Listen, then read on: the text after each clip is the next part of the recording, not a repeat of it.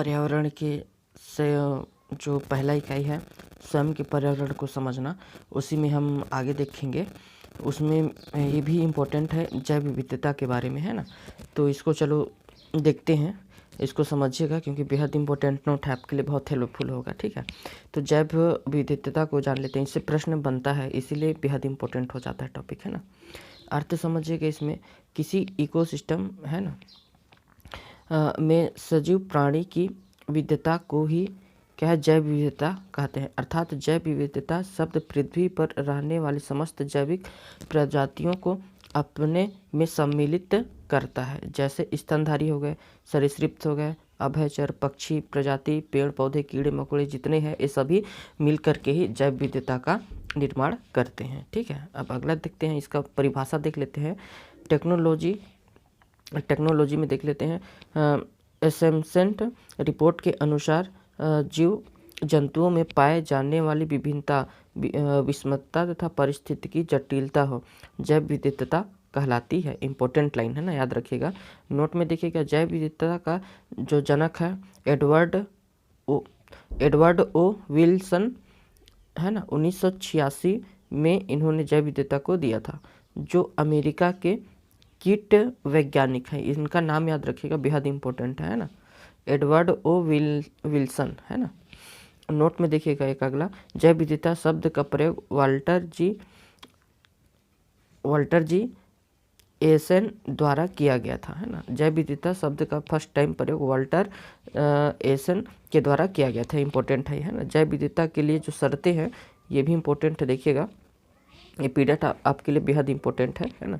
जैव विविधता के लिए दो शर्तें हैं जो मुख्य रूप से आवश्यक है, अत्यधिक वर्षा वाला क्षेत्र और उच्च ताप वाला क्षेत्र। ठीक है, अब इसमें समझते हैं सर्वाधिक जैव विविधता, है ना। इसमें देखिएगा, अगर हम ग्लोब को देखेंगे तो इस चित्र में देखिएगा, है ना, ये मकर रेखा, सेंटर वाली जो मकर रेखा है, और तापमान जो नीचे मकर रेखा के जितना समीप होगा उतना ही तापमान उसका अधिक होता है ना। और तापमान कम मकर रेखा से, मतलब हम जितनी दूरी पर जाएंगे वहाँ जो क्या रहेगा, तापमान वैसे ही कम होते जाएगा भूमध्य रेखा से, है ना।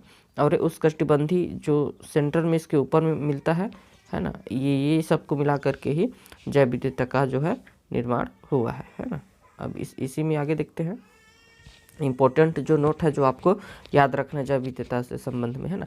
तो ध्रुवों पर जैव विविधता सबसे कम होती है, अर्थात शून्य हो जाती है ना। जैसे जैसे भूमध्य रेखा की ओर जाने पर जैव विविधता में जो है वृद्धि आती है। ठीक है, वही चीज़ अगर आप जितना भूमध्य रेखा के पास रहोगे जैव विविधता में उतनी ही वृद्धि आपको मिलेगी। ब्राज़ील में सर्वाधिक जैव विविधता पाई जाती है। भारत में उष्णकटिबंधीय क्षेत्रों में जैव विविधता सर्वाधिक होती है, जो विश्व में द्वितीय स्थान पर आता है। ये भी इम्पोर्टेंट है ना।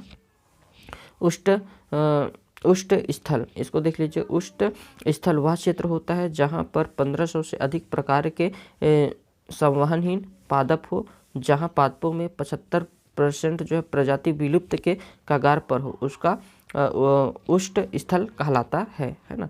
इसकी यह अवधारणा ब्राज़ील के वैज्ञानिक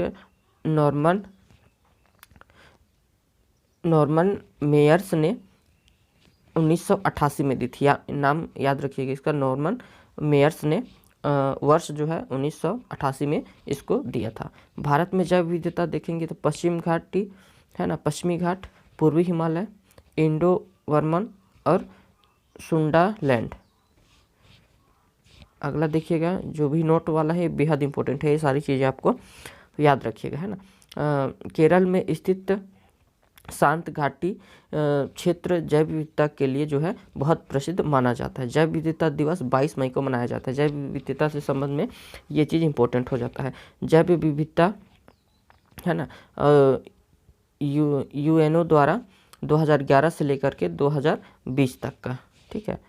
और ये जो इसका नाम है IUCN, इसका जो पूरा नाम है ये भी आपको याद रखना है ना, ये भी इम्पोर्टेंट है।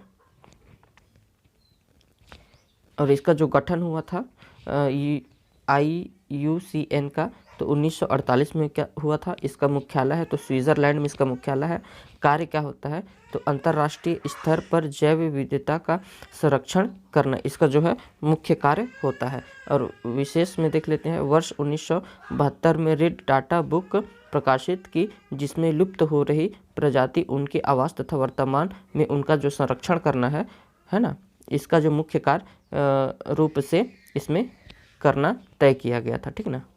अगला देखिएगा, जैव विविधता के लिए जो है संकट, ये भी इम्पोर्टेंट है। प्राकृतिक आवास का नष्ट होना, ये भी एक बहुत बड़ा संकट है। ग्लोबल वार्मिंग का होना ये भी इम्पोर्टेंट है ना। और विदेशी प्रजाति का आक्रमण से भी, और नगरीकरण या औद्योगिकरण से भी क्या है, जैव विविधता के लिए संकट का कारण है ना। नोट में याद रखिएगा, जो शाकाहार को प्रोत्साहन जैव विविधता के लिए खतरा नहीं है, ये चीज़ इम्पोर्टेंट है ना। और जैव विविधता का जो संरक्षण है तो इसमें किस किस पद्धति से की जाती है, तो इनसाइड पद्धति और एक्साइड जो है पद्धति, ये जो है दोनों पद्धति इम्पोर्टेंट है ना। अब इसका देख लेते हैं। इस पद्धति में उसी स्थान पर जैव विविधता का संरक्षण करने का कार्य किया जाता है जिस स्थान पर जैव विविधता लुप्त या खत्म होने के कगार में, इम्पोर्टेंट है ना। और एक्साइड पद्धति में क्या होता है, इस पद्धति में जिस स्थान पर जैव विविधता खतरे में है या खतरे होने के कगार पर हो, तो उस स्थान से दूसरे स्थान पर ले जाकर जैव विविधता का संरक्षण किया जाता है। इम्पोर्टेंट लाइन है ये। अगला देखिएगा, जैव विविधता अधिनियम 2002। तो जैव विविधता अधिनियम 2002 को केंद्र सरकार द्वारा फरवरी 2003 में लागू किया था, ये भी इम्पोर्टेंट है।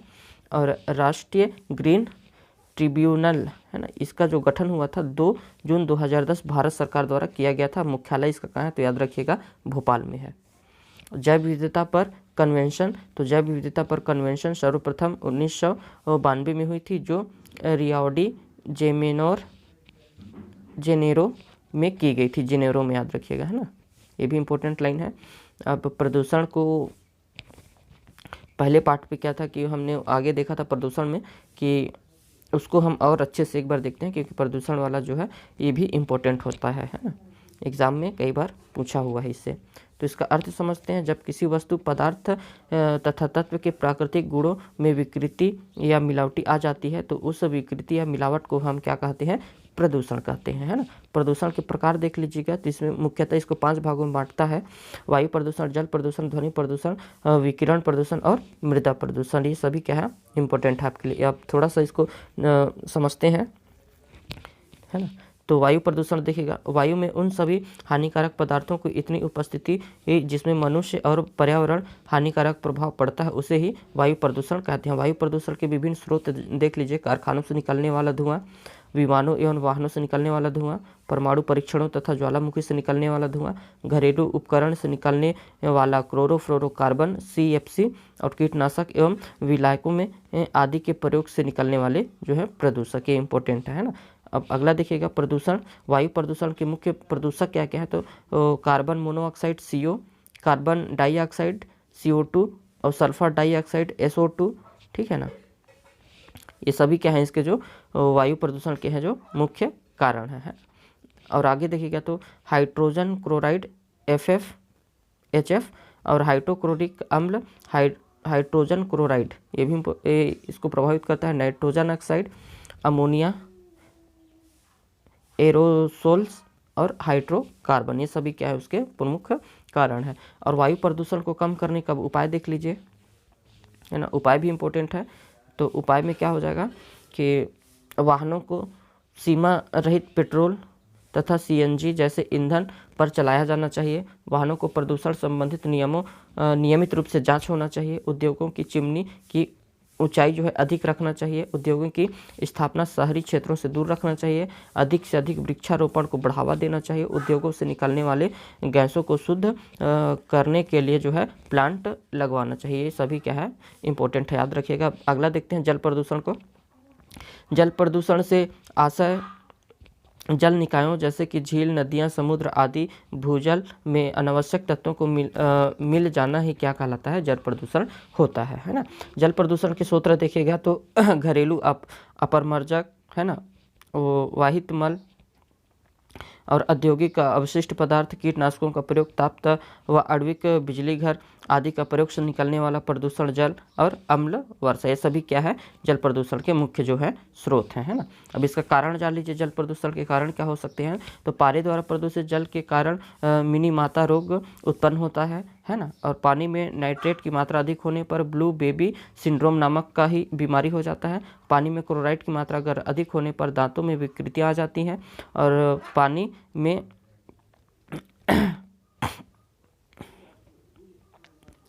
में विधियों कोलेरी नामक जो है जीवाणु से ही क्या है, उल्टी दस्त होने लगता है। और जल में आर्सेनिक होने पर ब्लैक फुट नामक बीमारी हो सकता है ना। और इसका नियंत्रण देख लीजिएगा, जल प्रदूषण के नियंत्रण क्या हो, कुएं में पानी में ब्लीचिंग पाउडर मिलाया जाना चाहिए, तांबे के बर्तन से पानी पीना चाहिए, सरकार द्वारा बनाए गए नियमों कानून का कठोरता से पालन करना चाहिए, पानी को उबाल कर पीना चाहिए, घरों में आरओ लगवाना चाहिए। ये सभी क्या है, हम जल प्रदूषण से नियंत्रण कर सकते हैं, है ना। और जल प्रदूषण के नियंत्रण हेतु सरकारी योजनाएं चलाए गए हैं। तो देखिएगा, राष्ट्रीय नदी संरक्षण योजना 1985 में लागू किया था। और नमामि गंगे योजना, है ना, तो इसका जो है शुभारंभ कब किया गया था, तो 14 जून। इसलिए इम्पोर्टेंट हो जाता है क्योंकि ये कई एग्ज़ामों में पूछा गया है ना। तो इसीलिए जैसे और भी टेट एग्ज़ाम होते हैं अलग अलग स्टेट के, तो ये जो दोनों नाम हैं ये इम्पोर्टेंट हो जाते हैं क्योंकि ये पूछा गया है ना, याद रखिएगा इसको। अब अगला देखते हैं, ध्वनि प्रदूषण। वातावरण में सर्वाधिक या अनियमित ध्वनियों को ध्वनि प्रदूषण कहा जाता है, अर्थात अनुवांछित शोर के कारण मानव वर्ग में उत्पन्न अशांति और बेचैनी ही की दशा को ही हम क्या कहते हैं, तो ये ध्वनि प्रदूषण होता है। ध्वनि प्रदूषण के स्रोत देख लीजिए, प्राकृतिक स्रोत होता है और कृत्रिम स्रोत होता है, ठीक है। प्राकृतिक स्रोत और कृत्रिम स्रोत को समझते हैं। तो प्राकृतिक स्रोत में क्या आ जाएगा, बिजली की कड़क, बादलों का गड़गड़ाहट, तेज हवाएं, ऊंचे स्थान से गिरता हुआ जल, आंधी तूफान, ज्वालामुखी का फटना, उच्च तीव्रता वाली वर्षा। और कृत्रिम में क्या हो सकता है, तो मोटर वाहनों से उत्पन्न होने वाला शोर, वायुयान से होने वाला शोर, रेलगाड़ी से जो होने वाली उसकी जो आवाज़ है, सीटी है, वो शोर, और लाउड स्पीकर से उत्पन्न होने वाला शोर, और टाइपराइटरों की जो गड़गड़ाहट होता है उसका शोर, है ना। अब इसमें देखिएगा, ध्वनि प्रदूषण से संबंधित महत्वपूर्ण जो तथ्य हैं ये भी इंपॉर्टेंट हो जाता है क्योंकि कई सारे टेट एग्जाम में इसको पूछा गया है। तो ध्वनि की तीव्रता मापने की इकाई क्या होता है, तो आपको याद रखना है, डेसिबल होता है ना। ध्वनि की आवृत्ति मापने की इकाई होता है, हर्ट्स होता है। और सामान्य सुनने की जो क्षमता होती है 60 डेसिबल होता है। और WTO के अनुसार सुनने की जो क्षमता है दिन में 45 डेसिबल होता है और रात में जो होता है कि 35 डेसिबल होता है ना। और अगला देखिएगा, वायु में ध्वनि की चाल जो होता है 332 पर मिनट सेकेंड होता है ना। अब अगला देखिएगा, ध्वनि की गति से अधिक रफ्तार से चलने वाला जो जेट विमान है ना, से उत्पन्न शोर को सोनिक बूम कहा जाता है। याद रखिएगा, ये इंपॉर्टेंट है। सोनिक बूम को मापने का यंत्र जो होता है मैक होता है, याद रखिएगा इसको, इंपॉर्टेंट है। आवृत्ति के आधार पर ध्वनि का वर्गीकरण, तो श्रव्य परास जो होता है 20 से लेकर के 20,000 हर्ट्ज तक की ध्वनि मनुष्य क्या करता है, सुन सकता है। इसी को क्या कहते हैं, श्रव्य परास कहते हैं ना, इंपॉर्टेंट है ये भी। और पराश्रव्य परास क्या होता है इसको देखिएगा, तो श्रव्य परास से अधिक की ध्वनि तरंगों को पराश्रव्य कहा जाता है, अर्थात इसमें 20 हर्ट्ज से अधिक ध्वनि को पराश्रव्य परास कहते हैं, है ना। और अल्प श्राव्य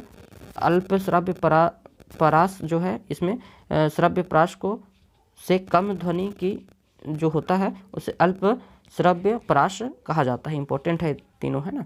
अब ध्वनि प्रदूषण के नियंत्रण के उपाय देख लीजिएगा, तो शोर के स्रोतों से रक्षात्मक युक्तियां लगाकर उनका नियंत्रण करना, शोर से उत्पन्न होने वाले क्रियाकलापों को आवासीय क्षेत्रों से दूर संचालित करना, स्वचालित वाहनों में हॉर्न का कम से कम प्रयोग करना, और ग्रीन फ्लर का प्रयोग कर ध्वनि प्रदूषण को हम कम किया जा सकता है। नोट में याद रखिएगा, पर्यावरण संरक्षण अधिनियम 1986 की धारा 6 के अनुसार ध्वनि प्रदूषण के संबंध में कानून बनाने का प्रावधान है। ये चीज़ याद रखिएगा, ये बेहद इंपॉर्टेंट लाइन है ना।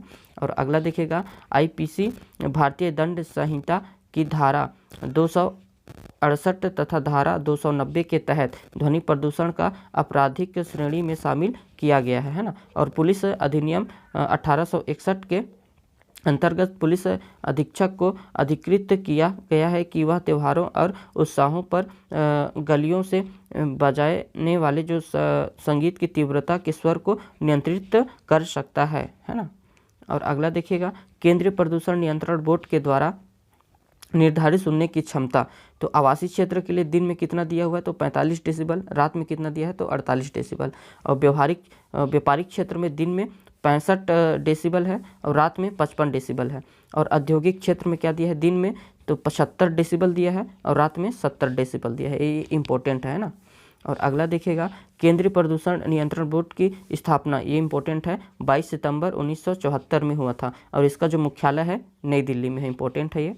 और मृदा प्रदूषण को देखिएगा, मृदा शब्द की उत्पत्ति सॉइल शब्द से हुई है। इस सॉइल शब्द की उत्पत्ति लैटिन भाषा के सेलुम शब्द से हुआ है ना। तो मृदा भूपट्टी के ऊपरी अर्ध संगठित कार्बनिक और अकार्बनिक पदार्थों का ढेर होता है। मृदा का निर्माण 5 तत्वों से मिलकर होता है, खनिज पदार्थ, कार्बनिक पदार्थ है ना, मृदा जल, मृदा वायु और सूक्ष्म जीव से ये सब से मिलकर के मृदा का क्या होता है, निर्माण होता है। अब मृदा प्रदूषण को देख लेते हैं। तो भूमि के भौतिक, रासायनिक, जैविक गुणों में ऐसा कोई अनुवांछित परिवर्तन जिसका प्रभाव मनुष्य तथा अन्य जीवों पर पड़े, व्यक्तियों की प्राकृतिक गुणवत्ता तथा उपयोगिता को नष्ट हो जाती है, तो उसे क्या कहते हैं, भूमि प्रदूषण कहा जाता है। मृदा के प्रदूषण के कारण देख लीजिए, भू संरक्षण द्वारा मृदा का प्रदूषण, ठीक है। भू संरक्षण मृदा का भयानक शत्रु है। भूक्षरण जो है द्वारा कृषि क्षेत्रों की ऊपरी सतह की मिट्टी है कुछ ही वर्षों में समाप्त हो जाती है, जबकि 6 सेंटीमीटर गहरी मिट्टी की परत के निर्माण के लिए लगभग कितना 2400 वर्ष लग जाते हैं। और कृत्रिम कृषि द्वारा मृदा का प्रदूषक कैसे होता है, तो बढ़ती जनसंख्या की खनन संबंधित आवश्यकताओं की पूर्ति के लिए दृष्टि से गहन कृषि द्वारा अन्न उत्पादन पर बल दिया जा रहा है ना। कीटनाशकों और जो कृत्रिम उर्वरक के द्वारा, तो यद्यपि कीटनाशक तथा रासायनिक खाद्य फसल उत्पादन वृद्धि में सहयोग देते हैं, लेकिन धीरे धीरे मृदा में जमाव से इसकी जो है वृद्धि होने लगती है तथा मृदा तापमान में वृद्धि से मृदा की जो गुणवत्ता क्या हो रहा है, नष्ट हो रहा है। घरेलू तथा औद्योगिक अवशिष्ट से भी प्रदूषण होता है। तो घरेलू तथा औद्योगिक संस्थाओं से निकलने वाले अवशिष्ट पदार्थ जैसे सीसा, तांबा, पारा, प्लास्टिक, कागज आदि मृदा से मिलकर उसे क्या है, प्रदूषित कर देते हैं। वनोन्मूलन द्वारा क्या है, वन मृदा निर्माण के जैविक तत्व प्रदान करते हैं और भू क्षरण को नियंत्रित करते हैं। जिन क्षेत्रों में वनों का विनाश को बड़े स्तर पर हुआ है, वहाँ की जो मिट्टी है जैविक गुण का उसका जो है समाप्त हो जाते हैं, है। अधिक सिंचाई द्वारा, तो कृषि में सिंचाई में नहर का अधिक महत्व है, लेकिन कृषि के लिए वरदान देने वाली नदियां व नहरें भी अभिशाप सिद्ध हो रही है। मरुस्थलीकरण की रेत हवा के साथ उड़ जाती है और दूर तक उर्वरक भूमि पर बिछ जाती है। इस प्रकार बालुई जो धूल के फैलाव से जो है मरुस्थलों का जो है विनाश हो रहा है ना। अगला देखिएगा, मृदा प्रदूषण का प्रभाव क्या क्या है। तो मृदा प्रदूषण अन्य प्रकार के प्रदूषणों का कारक है, विशेषकर वायु प्रदूषण व जल प्रदूषण, इनके द्वारा ही वृद्धि होती है। कूड़े करकट में सड़े गड़े अनेक प्रकार की गैस व दुर्गंध निकलती है जो चारों ओर के वातावरण को क्या करती है, दूषित करती है ना। और भू प्रदूषण विपरीत प्रभाव भूमि उर्वरक शक्ति को पर पड़ता है, उसका जो शक्ति पड़ता है, विशेषकर औद्योगिक अवशिष्ट द्वारा अनेक अघुलनशील एवं हानिकारक तत्व जो है बाहर आते हैं। कूड़ा करकट के कारण अनेक बीमारियां को फैलने वाले जीवाणुओं का जन्म होता है, जैसे टीबी, मलेरिया, हैजा, मोतीझर, पेचिस, आँखों का रोग आदि विशेष कई ऐसे प्रकार के जो बीमारियां हैं उसको उत्पन्न करता है। और मृदा प्रदूषण को नियंत्रित करने के उपाय देखिएगा, तो मृदा संरक्षण एक प्रक्रिया है जिसके तहत न केवल मिट्टी की गुणवत्ता को बनाए रखने का प्रयास किया जाता है, बल्कि भूमि प्रदूषण को रोकने का भी प्रयास किया जाता है ना। मृदा संरक्षण के 2 तरीके हैं, तो जैविक पद्धति है और यांत्रिक पद्धति है ना। अब जैविक पद्धति के द्वारा मृदा संरक्षण देखिएगा, तो फसल रोटेशन, तो इसका मतलब क्या है कि एक निश्चित समय बीमा में भूमि के एक ही भाग पर लगातार फसल को बदलना, अर्थात एक फसल के बाद तुरंत ही दूसरी फसल उगा दी जाती है ताकि मिट्टी रह कर खराब ना हो, है ना। तो उसमें वन रोपण विधि आता है, उर्वरक का प्रयोग और जैविक कृषि पर ये बल देता है। ठीक है, अगला देखिएगा यांत्रिक पद्धति द्वारा मृदा का संरक्षण है, तो बांध बनाना, मनुष्य के द्वारा यंत्रों के माध्यम से मृदा का संरक्षण करना। अन्य उपाय में क्या कर सकते हैं कि कचरे के संग्रहण और निपटाने के लिए एक बड़ी व्यवस्था करनी चाहिए। अधिक से अधिक जो है हरी घास लगानी चाहिए। रास्ते पर जो प्लास्टिक की थैली को नहीं फेंकना चाहिए, है ना। अगला देख लीजिएगा ऊर्जा, ये भी इम्पोर्टेंट है, इससे भी मतलब कि प्रश्न पूछा गया है कई टेट एग्जामों में। तो आपका जो तैयारी है वो इतना हो ताकि क्वेश्चन कहीं से भी पूछा जाए, उससे संबंधित जितने भी टॉपिक बनते हैं सबको आपको कवर करके चलना है ना, ताकि आप अच्छे स्कोर उस पर कर पाएंगे। तो ऊर्जा के बारे में समझते हैं, क्योंकि ऊर्जा से भी इम्पोर्टेंट प्रश्न पूछा जाता है। तो जो बेसिक इम्पोर्टेंट है उसको आप देख लीजिएगा। कार्य करने की क्षमता क्या कहलाता है? ऊर्जा कहलाता है ना। तो ऊर्जा का मात्रक क्या है? जूल या न्यूटन मीटर होता है। ऊर्जा एक सदिश राशि है। ऊर्जा का एक अन्य मानक भी उपयोग में लिया जाता है, जिसे इलेक्ट्रॉन जो है वोल्ट कहा जाता है ना। और ऊर्जा का व्यावसायिक जो मात्रक होता है उसे किलोवाट घंटा बोला जाता है। और ऊर्जा संरक्षण नियम का सत्यापन जेम्स प्रेस्कॉट ने किया था। इंपॉर्टेंट नाम है। ऊर्जा तथा कार्य के मात्रक का नाम जूल इन्हीं के सम्मान में रखा गया है। इंपॉर्टेंट है ना, याद रखिएगा इसको।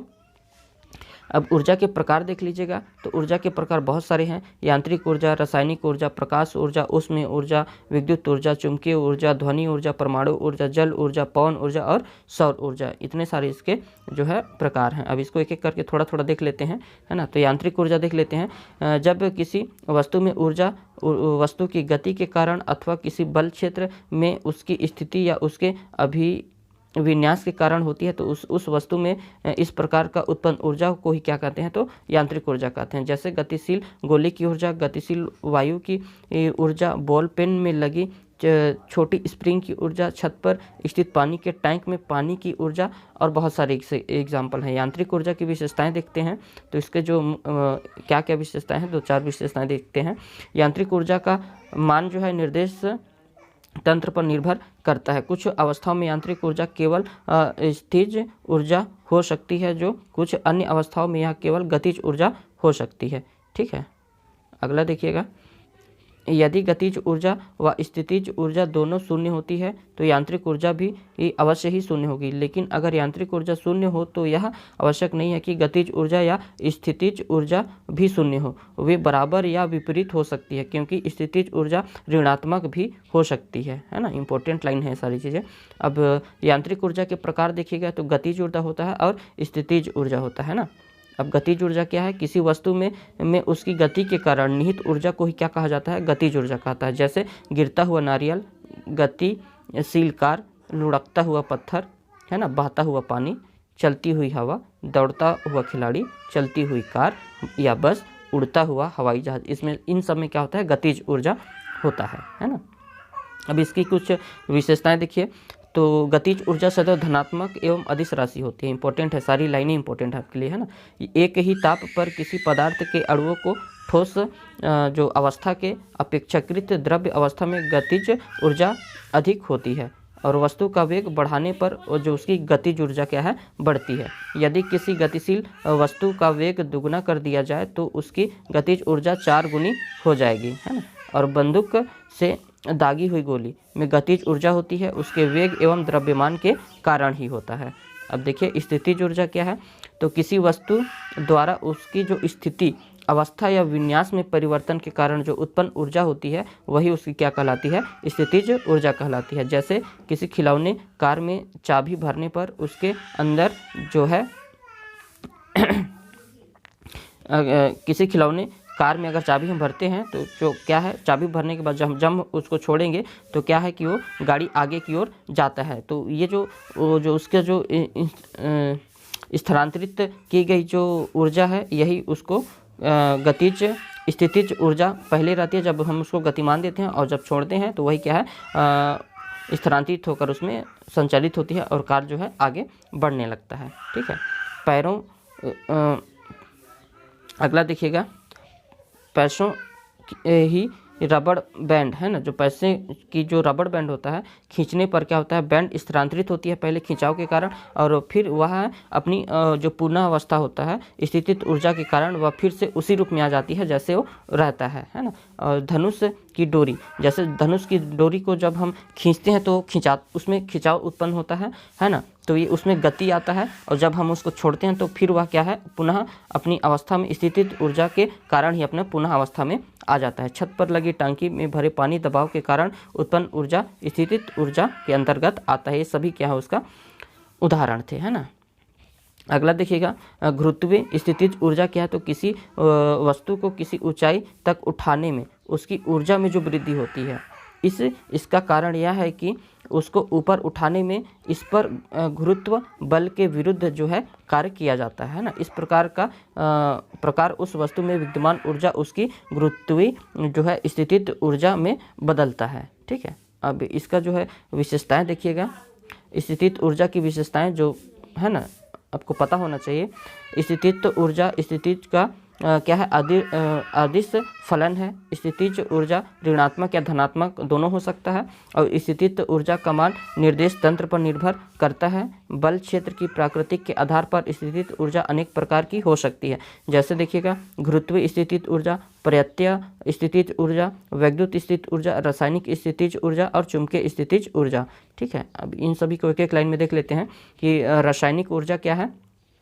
रासायनिक क्रियाओं से मिलने वाली ऊर्जा को हम रासायनिक ऊर्जा कहते हैं। जैसे भोजन पकाने के लिए ईंधन के रूप में रसोई गैस, लकड़ी, कोयला है ना, केरोसिन आदि का उपयोग करते हैं। इसमें क्या है, सभी में क्या रहता है, रासायनिक ऊर्जा संचित रहती है। ठीक है, प्रकाश ऊर्जा देख लीजिएगा, तो विकिरण ऊर्जा के दृश्य भाग में प्रकाश ऊर्जा कहते हैं, है ना।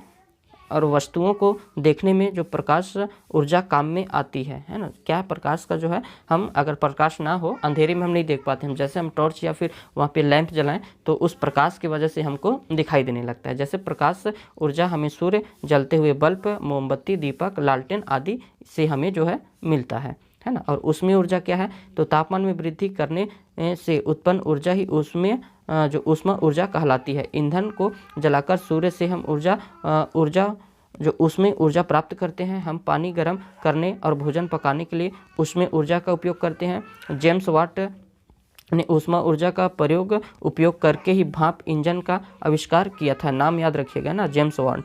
और इसमें ऊष्मा ऊर्जा गतिज ऊर्जा में क्या है, बदल जाती है।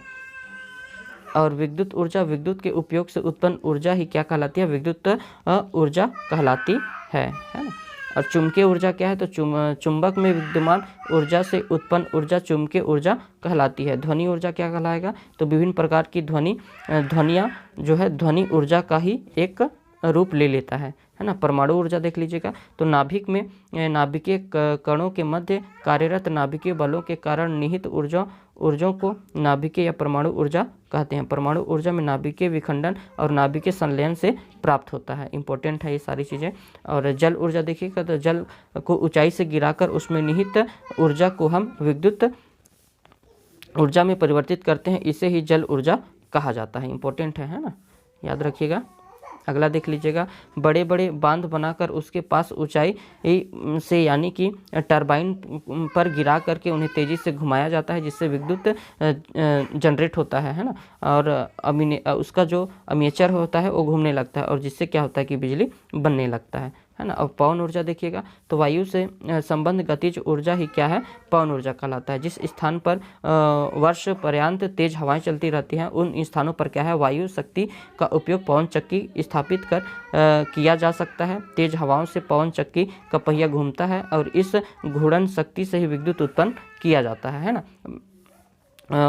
पवन चक्की के माध्यम से पवन ऊर्जा को यांत्रिक ऊर्जा में विद्युत ऊर्जा में बदला जाता है। इंपॉर्टेंट लाइन है ये सभी।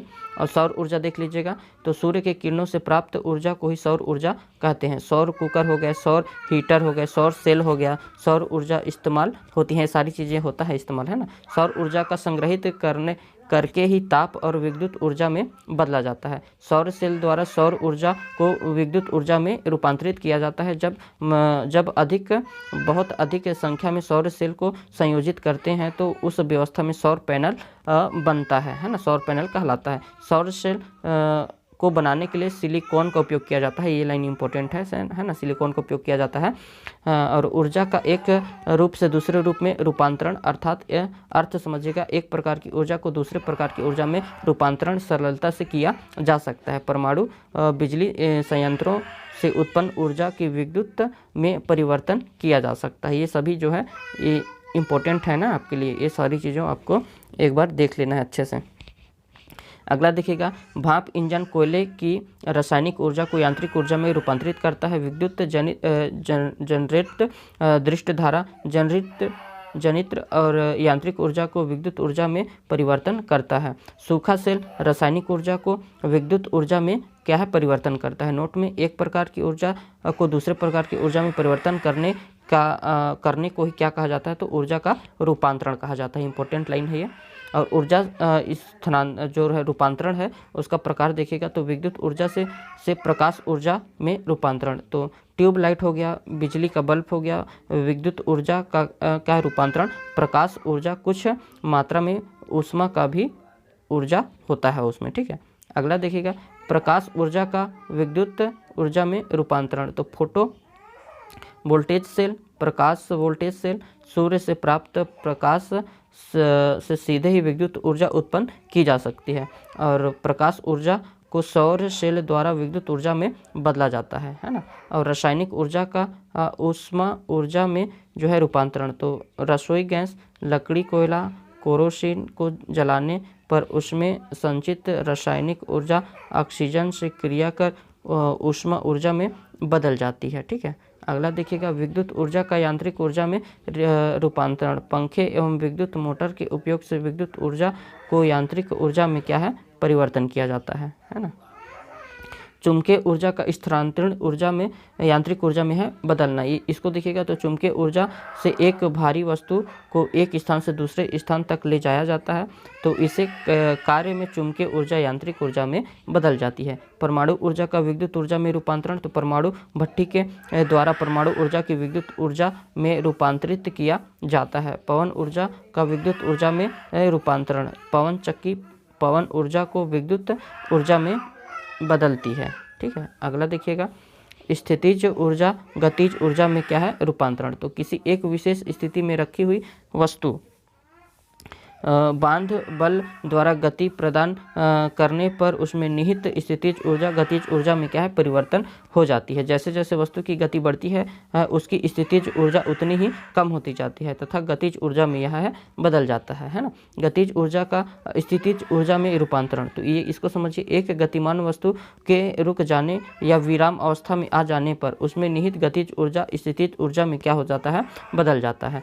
और अगला देखिएगा, तो विद्युत ऊर्जा का उसमें ऊर्जा में रूपांतरण, तो इसमें क्या है, विद्युत हीटर, प्रेस, गर्म पानी करने का इलेक्ट्रॉन जो राड होता है, इलेक्ट्रॉनिक बिल्डिंग होता है, मशीन, विद्युत ऊर्जा को क्या करता है, ये उसमें ऊर्जा में बदल देता है ना। रासायनिक ऊर्जा का विद्युत ऊर्जा में रूपांतरण देखिए, तो सूखे सेल का संचायक सेल बैटरी रासायनिक ऊर्जा को क्या करता है, विद्युत ऊर्जा में परिवर्तन करता है। नोट में देखेंगे तो बैटरी का बैटरी का रिचार्ज कराते समय विद्युत ऊर्जा रासायनिक ऊर्जा में क्या होता है, परिवर्तन होता है। यांत्रिक ऊर्जा का विद्युत ऊर्जा में रूपांतरण, तो डायनेमो यांत्रिक ऊर्जा को विद्युत ऊर्जा में क्या है, बदलने का काम करता है। और ऊर्जा संरक्षण का नियम, ये भी इम्पोर्टेंट है, तो ऊर्जा को ना तो उत्पन्न किया जा सकता है और ना ही नष्ट किया जा सकता है, केवल इसे एक रूप से दूसरे रूप में हम उसे बदल सकते हैं। इसे ही क्या कहा जाता है, तो ऊर्जा संरक्षण का नियम कहा जाता है। इम्पोर्टेंट है, देखिएगा, ऊर्जा संरक्षण का नियम जूलियस रॉबर्ट मेयर ने 1841 में दिया था। इम्पोर्टेंट है, इसीलिए जूलियस रॉबर्ट मेयर को ऊर्जा संरक्षण का जनक भी कहा जाता है। इम्पोर्टेंट लाइन है ना। अब वायु के बारे में देख लीजिएगा, ये भी इम्पोर्टेंट है ना। वायु के बारे में देखते हैं अब, इसका अर्थ क्या होता है, अर्थ समझते हैं। हमारी पृथ्वी के चारों ओर एक गैसीय पदार्थ क्या है, उपस्थित है, इसे ही गैसीय पदार्थ को ही हम वायु कहते हैं। कोई भी सजीव है बिना वायु का जीवित नहीं रह सकता है। ठीक है, अगला देखते हैं। तो वायुमंडल का आवरण जो पृथ्वी के चारों ओर से घेरे हुए हैं उसे वायुमंडल कहते हैं। वायु की विशेषताएं देख लीजिए। वायु की सभी जगह व्याप्त है, किंतु हम इसे देख नहीं पाते, हम केवल उसे अनुभव कर सकते हैं ना। वायु एक पदार्थ है, वायु में भार होता है, वायु में कोई रंग नहीं अर्थात रंगहीन होता है, वायु के आर पार देखा जा सकता है अर्थात पारदर्शिक होता है, और वायु अनेक भारी और हल्की गैसों का मिश्रण है। वायुमंडल में जो 78% नाइट्रोजन है, 21% ऑक्सीजन है और 0.03% कार्बन डाइऑक्साइड है ना, और फिर 0.90% आर्गन है और शेष धूल कण गैसों इसमें पाई जाती है। और वायु में सर्वाधिक मात्रा में नाइट्रोजन गैस पाई जाती है। यह गैस अपेक्षाकृत कम क्रियाशील होता है और धरातल में के समीप वायु का घनत्व अधिक पाया जाता है, तथा ज्यों-ज्यों आप धरातल के ऊपर उठेंगे उसका घनत्व जो है वैसे वैसे कम होते जाता है। और सामान्य भारी गैसों में वायुमंडल के निचले भाग में तथा हल्की और गैस वायुमंडल के ऊपरी भागों में पाई जाती है। वायु में कोई गंध या स्वाद नहीं होता है। वायु में जल वाष्प होती है। किसी वस्तु के जलने के लिए भी वायु जरूरी है ना।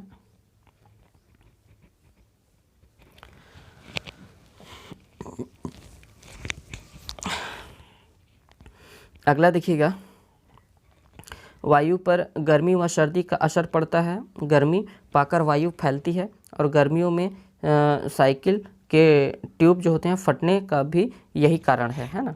और सर्दी पाकर क्या है, वायु क्या है, सिकुड़ती है।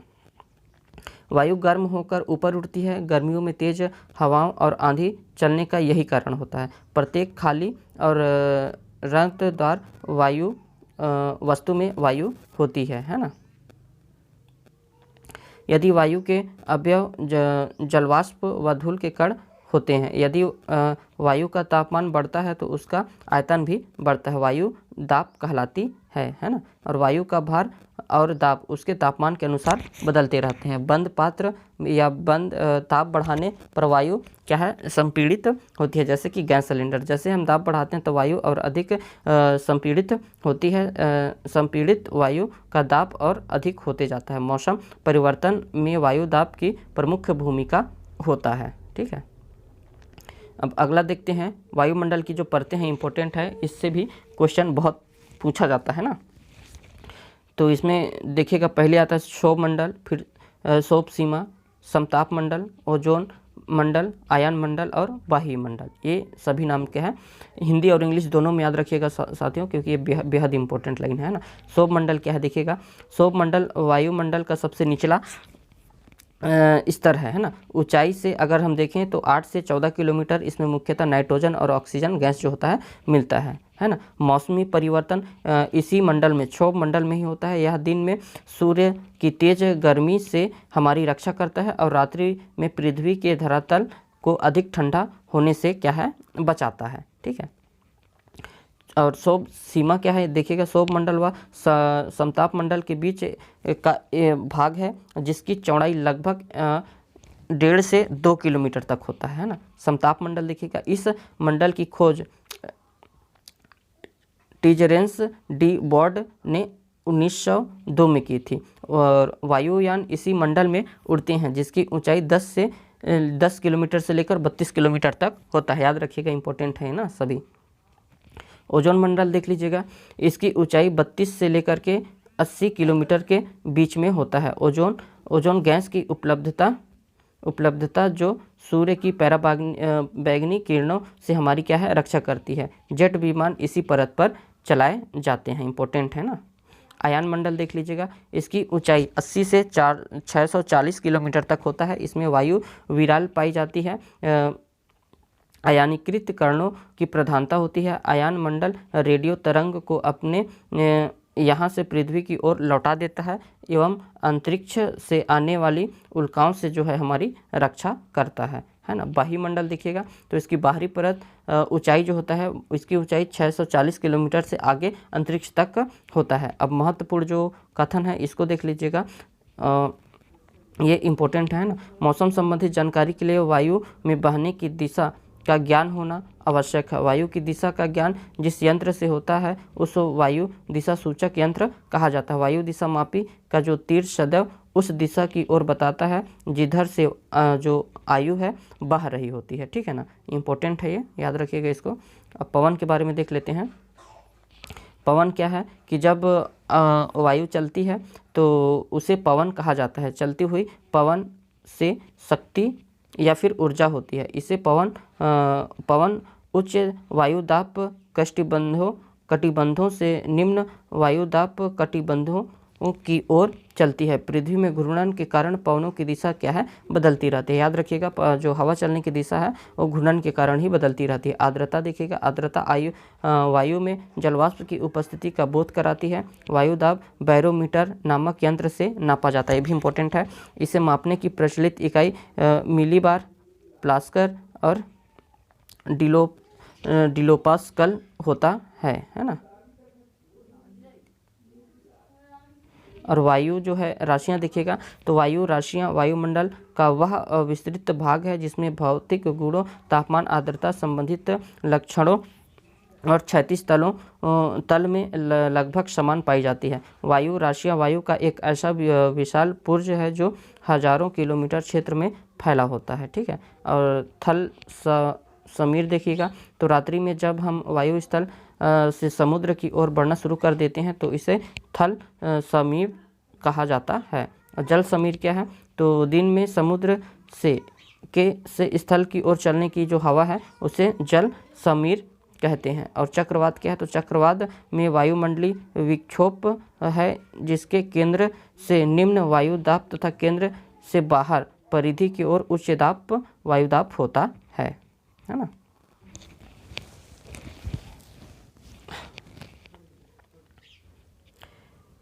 केंद्र में निम्न वायुदाब होने के कारण चक्रवात के चारों ओर से वायु केंद्र की ओर गोलाकार आकृति में गतिशील होती है तथा वर्षा करती है ना। मेघ या वर्षा चक्रवात के विशिष्ट गुण हैं। चक्रवातों से अधिकांश वर्षा उसके अग्र भाग से होती है। प्रति चक्रवात क्या है, तो प्रति चक्रवात से बिल्कुल विपरीत प्रकृति की होती है। प्रति चक्रवात वृत्ताकार समभार रेखाओं से घिरा वायु का एक ऐसा क्रम है जिसमें केंद्र से उच्च वायु दाब रहता है तथा यह वायु भार बाहर की ओर कम होता है। इसमें हवाएं केंद्र से परिधि की ओर चलती है। और वायु का महत्व देखते हैं, है ना। तो पैराबैंगनी किरणों से रक्षा है। वायुमंडल जो है सूर्य से प्राप्त पैराबैंगनी किरणों के हानिकारक प्रभाव से हमें बचाता है। और गीले कपड़े सुखाने, अनाज, फल, बीज आदि सुखाने, धान से भूसा अलग करने में क्या है, वायु क्या है, सहयोग देता है। ठीक है। तो इस वीडियो में इतना ही दोस्तों। अगर वीडियो आपको अच्छा लगा होगा तो वीडियो को लाइक करेगा। चैनल पे पहली बार आए हैं तो चैनल को सब्सक्राइब करेगा। हम सीजी टेट और शिक्षक भर्ती का जो पर्यावरण का जो टॉपिक है इसमें आपके लिए कोशिश करेंगे कि बेहतर से बेहतर जो है नोट आपके लिए प्रोवाइड कर पाएँ ताकि आप अच्छे से प्रॉपर तरीके से तैयारी कर पाएँ, क्योंकि पर्यावरण बेहद ही स्कोरिंग सब्जेक्ट है और आप इसमें अच्छा कर सकते हैं। ठीक है। अगर वीडियो अच्छा लगेगा तो ज़्यादा से ज़्यादा साथियों तक शेयर करिएगा।